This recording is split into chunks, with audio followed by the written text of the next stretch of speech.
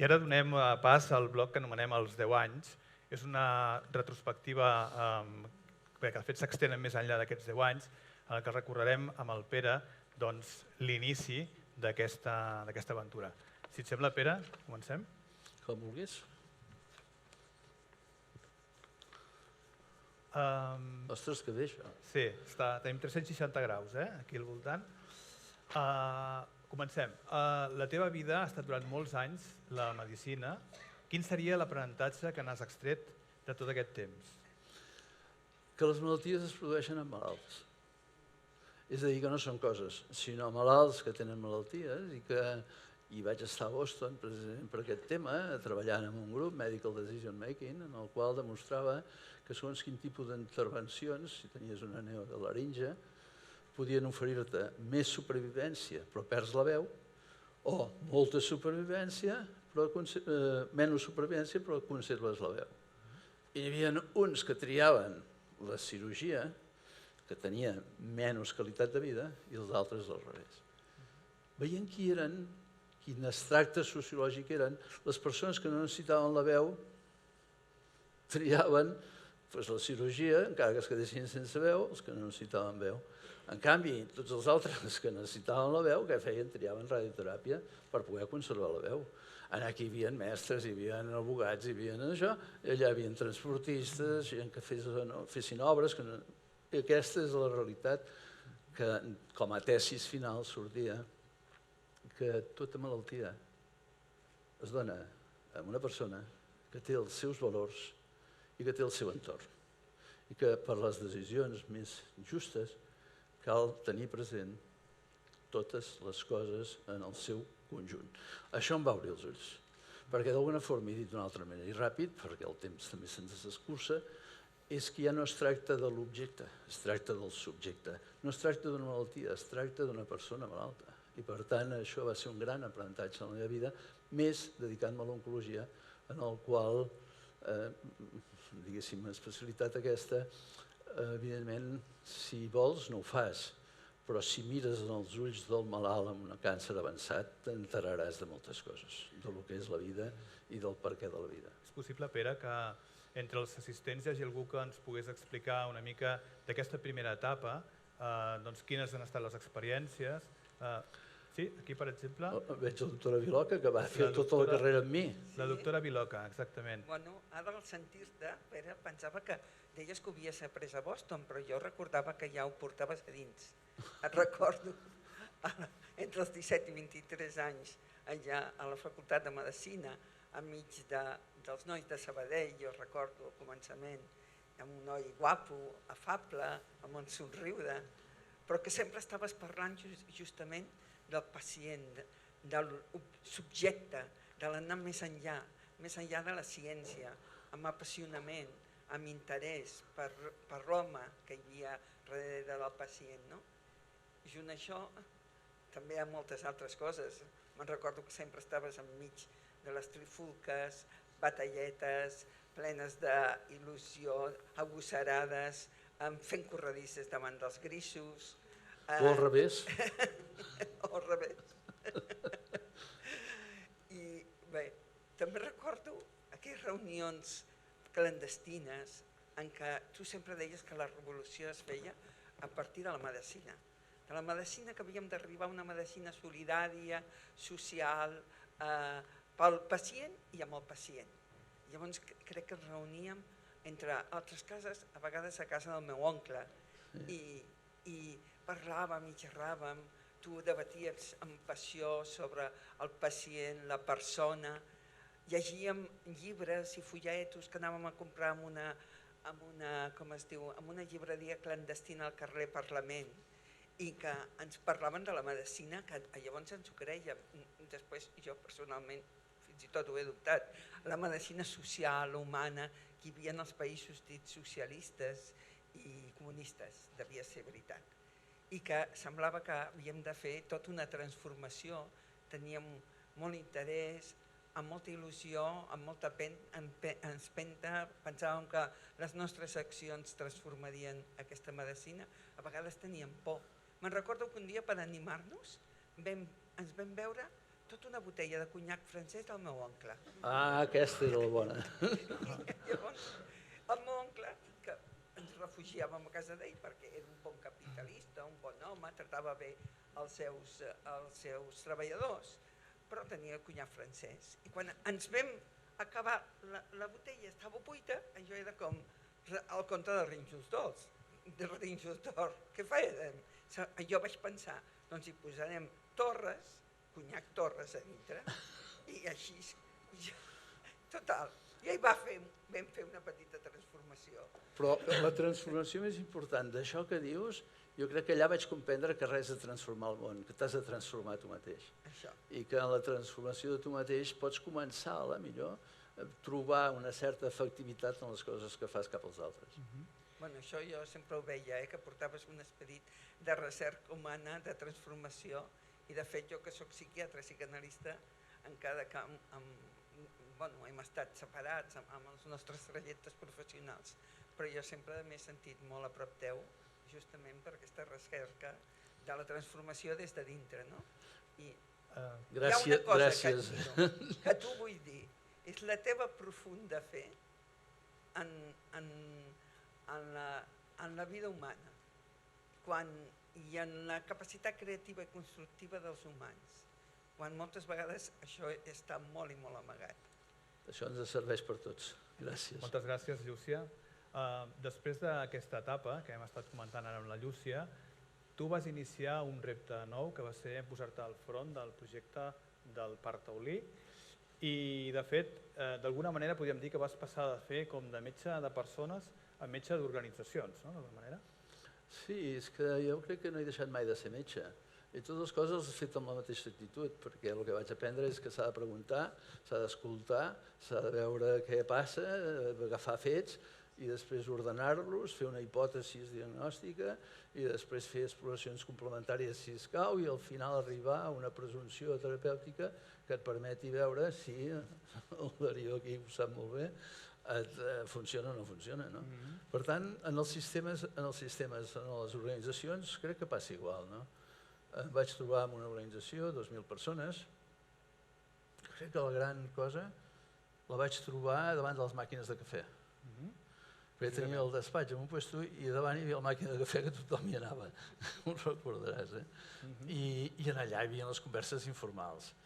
La majoria de les decisions es prenen en situacions informals. Res als despatxos. Els despatxos no et venen els problemes, els has d'anar a buscar. És ben cert això que dius. De fet, aquesta transformació que tu comentes va comportar també un treball intens, tinc entès que ben bé fins a 2 anys que vau fer amb el doctor Rogowski, introduint noves maneres d'entendre l'organització. Home, hi ha una anècdota amb el professor Rogowski. Vaig anar a una conferència d'ell, perquè m'havien parlat molt. I dic, escolti'm, després de la conferència, molt brillant, m'agradaria que em resolgués un problema que tinc, que em costa. Resulta que no tenim llits a l'hospital, no hi ha manera, estan en els passadissos, és un desastre. Vostè que és expert en desenvolupament organitzacional, doni'm una orientació organitzativa. Diu, no entenc de res. No entenc res. Dic, home, ja ho sé que no m'entenen la gent, però vull dir, torno a repetir, em falten llits, em falten llits, em falten llits, em falten llits. Dic, però és que no l'entenc, que em falten llits. Em vaig emprenyar i tot. No, ja, Va dir, clar. però si tothom té llit a casa seva. Allà em va donar la idea, em va girar a la volta i allà vaig crear un centre, no jo, però sí amb tots, un centre quirúrgic ambulatori, dispensaris per la tarda de patologia greu no urgent. Una sèrie de maneres de fer que implicaven que cada cosa, cada flux, cada situació mereix un accés diferenciat i amb això hem resolt moltes coses. Veig que ens acompanya avui en Sí, Xavier ja ho he Baro, vist. que ja l'ha saludat ara fa un moment, tots són cares conegudes aquí, que precisament ha estat director de Recursos Humans del Parc Taulí en aquesta època tan especial, tan animada, tan agitada que vau viure. Què ens pots comentar d'aquest temps? El vaig fer patir molt, o sigui que segur que no anirà bé. Bé, recordo moltes coses i molt agradables i evidentment amb aquest temps tan breu és difícil poder-ho explicar, però sí que el que avui estem veient aquí verifica aquesta inquietud permanent que va tenir i que continua tenint en Pere Monràs.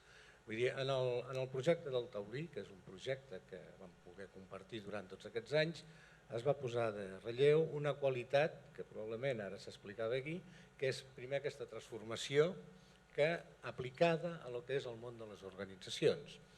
En aquest sentit, això no es podia dur a terme si abans no hi havia un valor que movia tot això, que era l'interès i la preocupació per la resolució de problemes de salut de la població, el que podríem dir sensibilitat assistencial. Això va comportar permanentment un canvi en l'orientació dels processos convencionals. En aquest sentit, és evident que es van generar noves maneres de fer les coses. Jo haig de dir que si avui que estem visquent una època que estem parlant d'estructures d'estat, la sanitat probablement sigui l'estructura d'estat que aquest país té com un referent que el pot comparar i el pot exportar. I en aquest sentit té instruments que es van generar i que en Pere Monràs té molt a dir en el seu moment, com la central de balanços, la central de resultats, tots aquests elements, tots aquests instruments que serveixen perquè avui puguem tenir un sistema sanitari molt ben posicionat. A més, ell ho ha explicat, es van generar el centre quirúrgic ambulatori amb tota la resolució que això vol dir dels problemes de salut que té la població. Els hospitals de dia, que avui és una cosa convencional que ja està en el sistema instaurat, es va fomentar. Però especialment el que jo voldria significar d'aquella època és una transformació i un canvi de cultura a tota l'organització. D'una cultura que es va passar a una cultura col·laborativa, hiperactiva per col·laborar. I això, evidentment, també genera expectatives i genera els seus problemes. Però el que és evident és que els resultats es poden explicar i es poden tocar. Jo recordo perfectament tota aquesta etapa, Pere. Ets indulgent, Gràcies, home. Gràcies. Gràcies. I de fet, de sobte, ho vas diguéssim, canviar tot i vas decidir que d'alguna manera podies aportar més valor en aquesta nova etapa fora de la medicina. Què et va portar realment a enfocar-te cap a el que seria l'economia del coneixement, un altre àmbit, en principi, aparentment totalment diferent?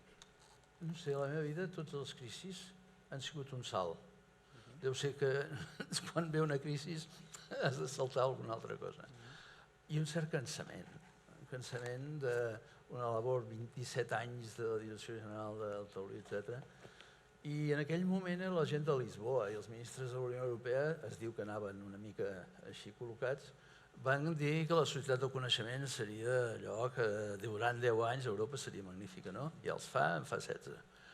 I vaig fundar, com a president fundador, el Cercle pel Coneixement, després una fundació, ens vam dedicar molt a activar això que en diem el coneixement, pensant que era un factor productiu.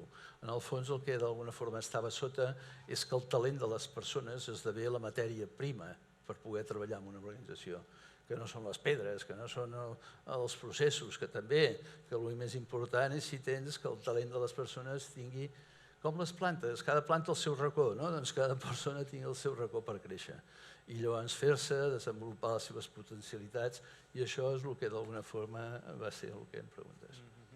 Aquest període de temps entenc també que va ser a partir d'aquest procés que es va iniciar Helix 3D i que això ha suposat també un conjunt d'anys de treball amb seminaris, tallers, etc., que per moltes persones ens consta que els hi has posat un abans i un després a les seves vides. Si et sembla, Pere, hem preparat un petit vídeo que mostra una mica aquesta etapa i el veiem ara que seguit. Molt bé.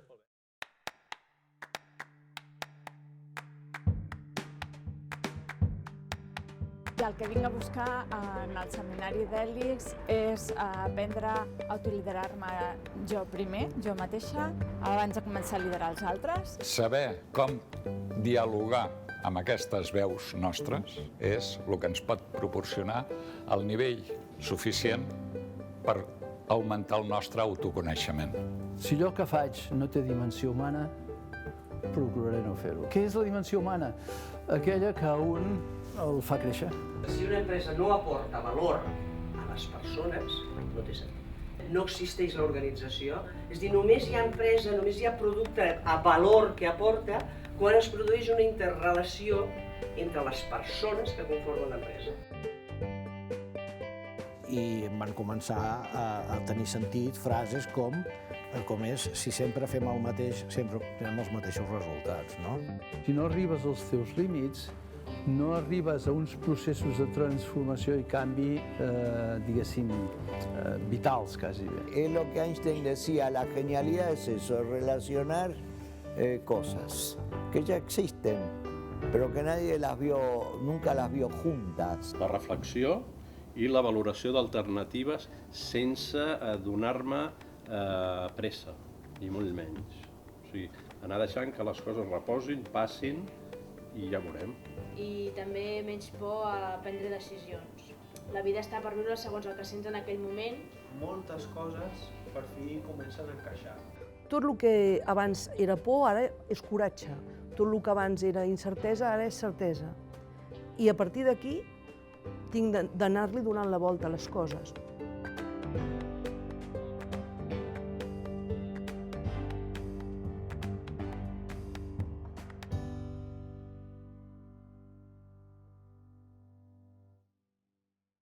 Molt bé, Pere. Què t'ha semblat veure, concentrat en aquest conjunt d'imatges tots aquests 10 anys de gent que ens ha anat acompanyant i ha anat creixent? Home, són 10 anys. 10 anys, un promig cada any d'unes 20 persones, és un conjunt de gent en el qual he après moltíssim. Per què? Perdona, no és el Lesmes? Sí, home. Lesmes, com estàs? Molt bé. Mira, just acabem de veure el vídeo fa un moment. Però bé, tu vas estar en aquests seminaris i vas viure un procés personal que ens podies explicar aquí. Doncs voldria compartir la meva experiència als seminaris. Jo vaig estudiar informàtica i imatge i vaig començar una empresa d'informàtica de temes d'internet ja fa més de 10 anys i vaig anar agafant diversos llocs de lideratge en aquest temps i, doncs anant liderant sempre vaig tenir alguna crisi més o menys forta, a vegades amb el meu cap, etc. I en una d'aquestes el meu cap em va dir que era potser bo que anés a un curs de lideratge. I em vaig decidir, jo encantat de la vida, ja havia fet altres formacions i vaig decidir anar als seminaris d'en Pere. I de fet, quan vaig entrar em vaig adonar que no era de lideratge, tal com s'entenia, no era de gestió, tal com imaginava el meu cap, sinó que era d'autolideratge i es tractaven altres temes. Entre ells eren alguns temes molt profuns, temes que a mi jo també tenia molta curiositat sobre ells, es tractaven amb molta naturalitat, d'una manera col·laborativa i uns d'aquests temes que vam parlar i que a mi em van impactar força i que vaig haver de treballar també era el tema dels valors i del projecte personal. Llavors, quan vam tractar el tema dels valors va ser intens, per mi va ser un impacte fort i això em va fer que pensés o canviés el meu pensament i de moment no puc tornar enrere des d'aquell punt. Em vaig adonar que els valors els havia estat, o almenys els meus, els havia estat obviant durant temps on estava treballant i llavors quan vaig voler poder treballar amb aquests valors i amb aquest projecte personal, doncs en aquesta organització no acabava d'encaixar del tot. I bé, el que vaig decidir és ser fidel a aquests valors, ser fidel a aquest treball que estava emprenent i a aquest projecte de vida, i vaig trencar amb aquesta organització. Un dels problemes que tenia a la ment sempre quan volia trencar en aquell moment era el tema econòmic, perquè mentre havia anat pujant aquestes tasques de lideratge, doncs havia anat cobrant cada cop més i era un bloqueig molt fort. Però bé, el vaig superar, vaig emprendre un projecte meu que em va permetre aprendre moltes coses, al igual que vaig aprendre molt també en els seminaris. I ara mateix, per també anar-me guanyant les garrofes, estic en una empresa que estic content, que em permet viure d'acord amb això que m'he plantejat per mi mateix, i sempre tinc aquest far obert d'aquest instint sobre aquests valors que vull mantenir, i un punt d'inflexió en la meva vida va ser aquest seminari. N'ha dit una cosa, que ens vas fer rumiar tots. Jo? Sí, amb totes les preguntes perquè anaven sempre a fons. Hi ha una altra persona que va venir a uns seminaris que era arqueòleg, i me'n recordo que fèiem sempre allò de dir, bueno, i què n'has tret, no? I quina és, amb una frase, allò que tu t'emportes. I aquest arqueòleg va dir, excavar el rerefons de cada concepte. I bueno, va quedar ja una promoció com la promoció excavadora. Sí, una reflexió profunda. Profundíssima. Molt bé. De fet, més enllà del que són accions i aquest recorregut en les persones a nivell individual, també Hèlix va fer coses d'un abast més ampli. Va fer, diguéssim, iniciatives de dinamització del territori, d'àmbit local, però bé, amb un notable èxit. Bueno, el tema de territori venia de la mateixa cosa i el fil conductor és el mateix, no? Què hem de fer? Un gran, no sé, edifici d'una cosa perquè facin allà? Nosaltres pensàvem que no es poden activar les pedres i que el que s'ha d'activar són les persones, i que activar les persones vol dir, i a la Ràpita ho vam fer, i a Mollerussa, i després a Matarranya, etc., era aglutinar líders d'opinió, que normalment l'alcalde ens ho facilitava o qui fos, i amb aquest grup, unes 20 persones, fèiem una sèrie de workshops, seminaris, pensant sempre allò que és diferent. I sobre allò que és diferent van fer grans projectes. Pere, em sembla que allà aixequen la mà. Hola, Pere. Rossell. De fet, recordo que recent havia acabat uns seminaris, exercia com a president de la Federació Catalana d'Hípica i estava desenvolupant un projecte eqüestre. Quan va sortir una oportunitat, jo dic única, perquè em va trucar, com recordaràs, la directora de turisme del Consell Comarcal del Matarranya, preguntant què tenia que fer per marcar rutes eqüestres. Per situar-nos, recordaràs, Matarranya és la comarca que està al sud de Terol, vinculada entre Castelló i el Parc Natural dels Ports a Tortosa. Preciosa comarca. Una zona preciosa i d'alt valor ecològic. De la conversa amb la directora vaig intuir que hi havia algun rerefons. Per això la meva resposta va portar un canvi de paradigma que m'ensenyaven en els seminaris. Els hi vaig dir que més enllà de marcar camins des del Consell, fessin que la gent els demanessin que els camins, el marcatge, i que si podien, fessin que els marcatge el fessin ells mateixos. Al cap de 2 dies, 48 hores, una nova trucada de la directora, recordaràs, que va dir que què podia fer per això. Com fer-ho?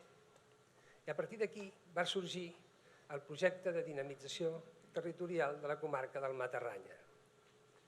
Recordaràs que es va vehicular a través de 20 persones, 10 del Consell Comarcal, 10 d'associacions molt implicades en el territori, i que aquest grup va constatar que en un dels exercicis que fèiem dintre dels workshops del seminari van constatar que hi havia més de 100 activitats econòmiques vinculades en el món del cavall. Això seria transcendent per implicar la població, ja que amb un contorn ecològic hi van trobar un medi d'alt valor afegit a aportar al territori. Tant és així que el Consell Comarcal, en l'acte de cloenda, que el va fer en un lloc emblemàtic, fantàstic, com recordaràs, me'n recordaré molt bé. El santuari de l'ermita de la Virgen de la Fuente, un lloc gòtic mudèjar fantàstic, en aquell moment va sorgir una anècdota molt important.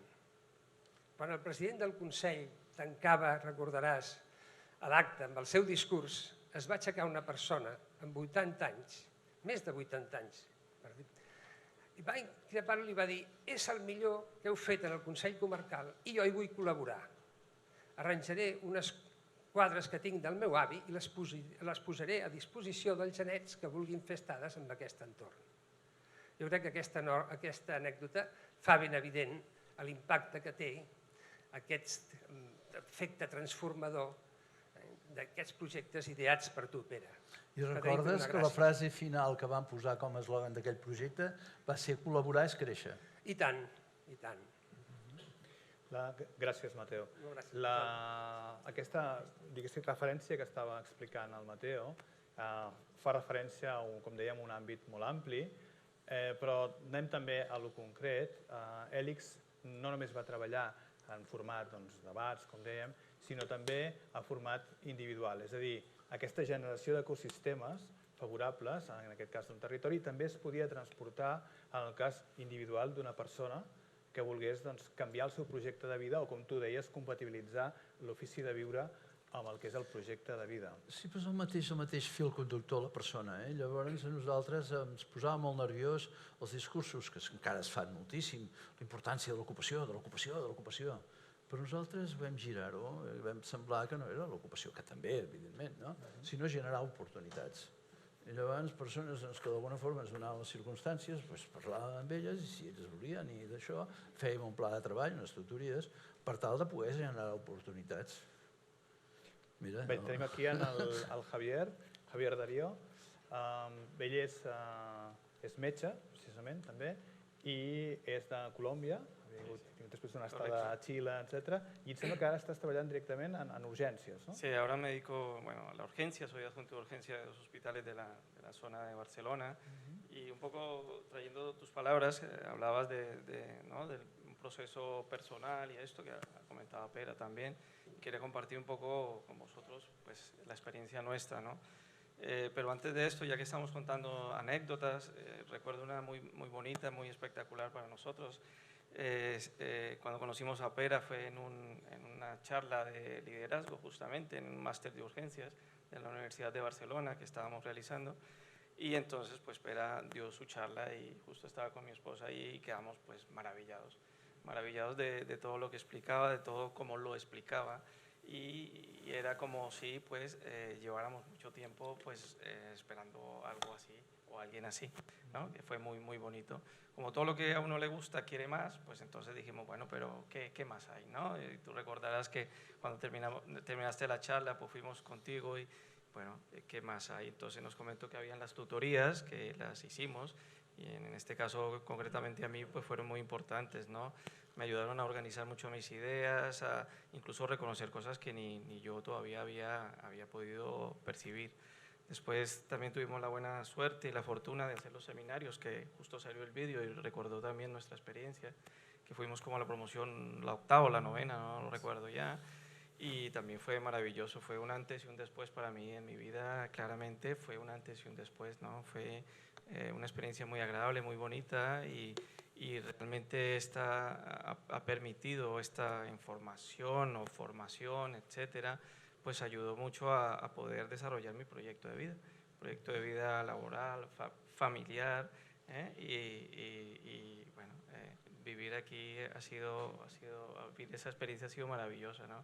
Y estos han sido mis instrumentos que fueron desarrollados allí, y que yo en el ámbito de urgencias, que justo tú me lo comentabas, me lo preguntabas, lo trato de poner en práctica. Igual es muy difícil, ¿no? Todos sabemos que urgencias es muy complicado, todos vamos deprisa, la gente tiene enfermedades, dolencias, todo se quiere hacer ya, a la inmediatez, y a veces es muy difícil hacerlo, y tratas de poner en práctica con tus compañeros, evidentemente, porque muchas veces actúas como líder, y con los pacientes y el entorno en general que en ellos los arropa, ¿no?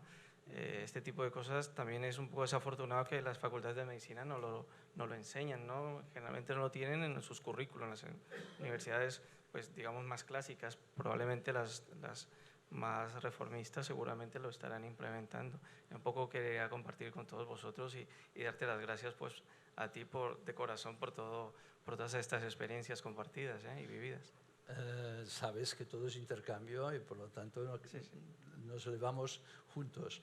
No juntos nosotros dos, sino también con ella. Sí, y con la nena. Natalie tiene un hacer que irrumpe en aquel momento dando aquella nota buena. Sí. Gràcies, Natalie. A ti, gràcies. Gràcies. Tot el que hem vist fins ara han estat, diguéssim, acompanyament i han estat, diguéssim, iniciatives adreçades a millorar determinades condicions, ja sigui a nivell àmbit o a nivell individual.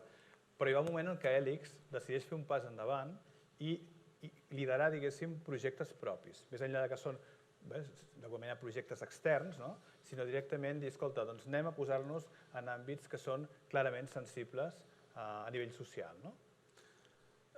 Sí, és que d'alguna forma és el mateix de sempre. Nosaltres en diem el GPS, tots sabem què és, no? Global Position System, allà on estàs, ho tenen sabut tots, tothom sap on som ara. Nosaltres vam girar-ho, vam dir el PGS. Bé, molt bé, cedem a on sigui, però com a persona, bé, com a grup i com a sistema, què hi fem? A què contribuïm? Què aportem? I aquesta dèria ens ha portat també a generar implicació per a nous projectes. Un és Sangaku, que després se'n pot parlar, no sé si el temps ens deixa, que és una metodologia d'aprenentatge col·laboratiu per internet. També l'Albert, que està per allà, amb el Marc, que ens va ajudar moltíssim i ens ajuda encara, vam crear Bionur, una empresa biotecnològica. També hem fet molts seminaris i coses amb acció social, i també una fundació en la que estem, tant el germà com jo, com a patrons fundadors sota la presidència del Daniel, que és la World Mimetic Foundation, on es respira la biomimètica i ens inspira, es respira i ens inspira. Això és el que hem anat fent i ens hem anat comprometent i n'estem molt joiosos. Aquesta inspiració biomimètica de la que parlaves també és una mostra d'una flexibilitat i saber adaptar-nos a la que s'anomena la improvisació planificada. És a dir, no qualsevol organització està en disposició de fer això, sinó que requereix un cert entrenament. Si dius improvisació planificada, se t'esveraran tots els enginyers. Però el tema de fons és que no volem dir altra cosa que no és que és planificar, sinó estar preparat per al que vingui. Perquè baixem en un riu que és un rafting d'aigües tormentoses que no sabem en cap moment, això ho va ensenyar el Francesc, no hi ha res estable. I per tant, no és a veure si planifiquem per on passarem, baixant en allà o en allà, sinó estar preparat per poder fer el que toqui en aquell moment que és imprevisible. Això és improvisació planificada. Parlant d'improvisació planificada, aquí la tenim. És el moment de retirar-se. Sí.